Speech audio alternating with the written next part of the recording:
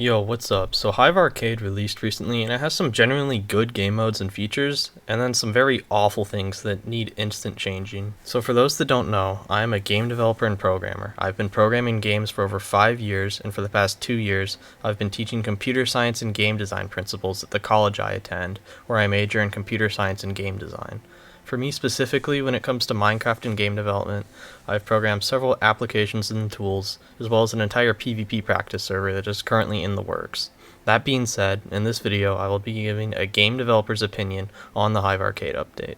To the Hive developers, I offer you my constructive criticism on the builds and map design, as well as my criticism towards the game mechanics and technical aspects of how each game works. So to start off, I'll talk about the new arcade hub they have. It looks pretty good, the 3D models are all super high quality, and it feels like they belong in Minecraft, which is something other servers like Glaxite and Lifeboat struggle with. Those servers will put all the time into making crazy block bench models that are like 1,000 root joints and parts, but in some cases it just makes models that are spherical and just don't fit into the Minecraft environment. But Hive has this balance perfectly. They maintain high quality 3D models that still look like they belong in a Minecraft environment. The arcade hub also has a lot of parkour and golden mailbots to hunt for, so there's a lot of interactivity the player can do beyond just exploring. On a level design and architectural standpoint, the arcade hub is a good build. My one complaint is due to the team using the new 1.18 cliffs and caves blocks, and certain blocks like concrete powder. Virtually none of my texture packs cover those blocks. So the old blocks from 1.8 through 1.12 look fine, but then there will be gross 16x vanilla block textures that just don't fit in.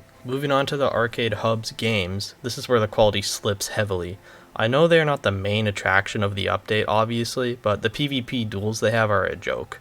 First of all, it's very confusing who wins, and it's visually unsatisfying. Compare this to my server, it does a lightning bolt kill effect and a splash text on the screen saying victory, instantly making it clear the result of the match. The duels arenas are just flat out terrible. Trees get in the way due to the size of the arena being so small, and the shape is all wrong. It should be a square arena, not a skinny rectangle. The game modes for these hub duels are so poor, they provide no reason to not just go into a Treasure Wars custom server and make a better version of it yourself. And what's funny is they had the audacity to call Axe and Snowball PvP UHC. This is nothing close to UHC at all, and it's laughable they named it this. But I don't want to rip too hard on these hub duels, because they aren't even the main attraction of the update. Moving on to the other duels in hub, there's Spleef and Knockback Nemo Free-for-All. Spleef is Spleef, it's very basic and boring. In my opinion, the Nemo arena is the most fun, but it has one issue. There is no reduced knockback, meaning if your opponent manages to hit you within a similar time frame of you hitting them, simply both get knocked far away and both players die. For Hive to fix this, they would need to write logic for the Nemo arena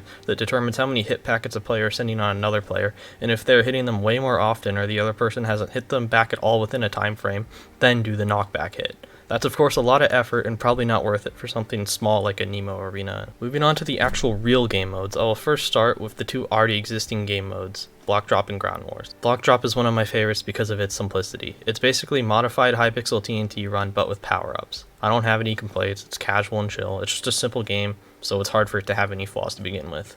The other already existing game mode is Ground Wars. It's basically Mineplex Turf Wars, but with power-ups. I feel like every power-up is balanced except the imposter power-up. It literally lets you teleport to the other opponent's side of the map and kill everyone while disguised until either 30 seconds pass or by some miracle they manage to kill you. Doing this, I got like 10 kills in 20 seconds, and it just was not fair for the other team, and it ruined the whole design of the game, being that you aren't ever supposed to be on their side and kill them from behind. That's all my criticism for Ground Wars and Block Drop. The maps are fine because they only require a flat surface and nothing else that crazy. Moving on to the two new game modes, the Bridge and Capture the Flag. Firstly, I'm going to talk about Bridge. This game mode is already flawed to begin with, but it's not even Hive's fault. On Bedrock Edition, you can just instantly make a new long bridge in front of you just by holding down right click. This makes the mode vastly different from Java Edition, but it's not entirely bad because it opens up possibilities for things like icy bridging and quick wing creation. But before I really get deeper into Bridge, there are some things I'm not going to talk about as they are already scheduled to be fixed, if not already by the time this video is uploaded. But I'll read off the main important fixes anyways.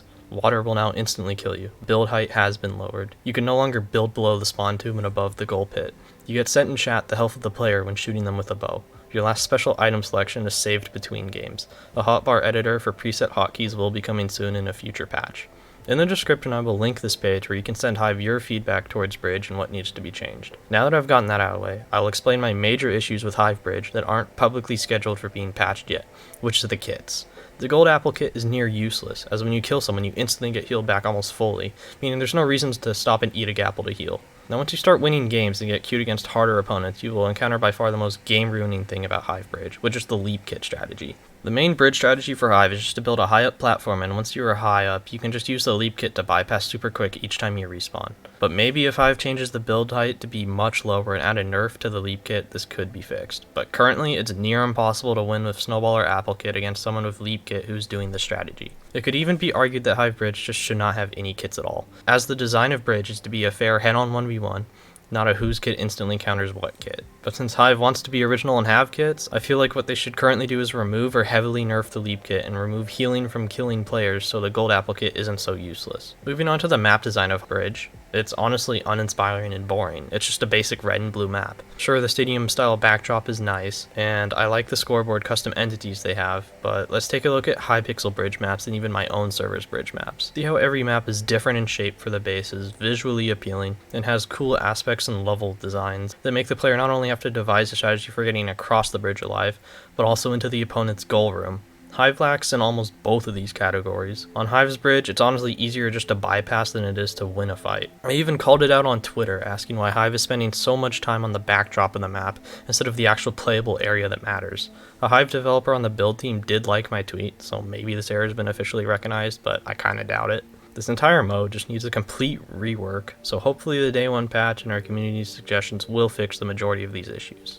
Moving on finally to Capture the Flag. This mode is very good and has a ton of potential. All the maps are pretty good except the Basalt Caves one. The paths are too narrow at times for PvP, and it's easy to get confused where to go. Also, no texture pack on Earth can make that map look good.